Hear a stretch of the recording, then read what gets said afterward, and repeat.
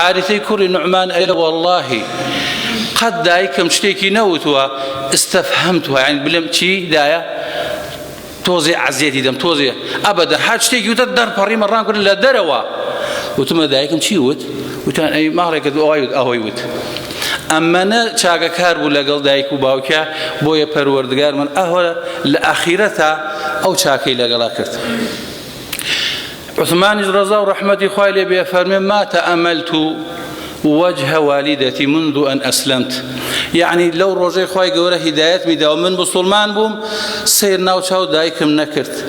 ئاوەتێ بفکرم و لێی بکۆڵێم و بزانم دەموچاوی ئەم ئافرەتە چۆنە شەرمم لێ کرد ئەمەنە بەڕێز و قەدر و حورمەت بوو لە دڵم چاکەکردن ئاوا بێت چاکەکردن بڕوالوالدەین ئاوا ئەبێت بۆیە خوای پەروەردگار ثیمار و بەروبۆمی چاکەکردنمان ئەداتەوە هەم لە دنیا و هەم لە ئاخرەتشا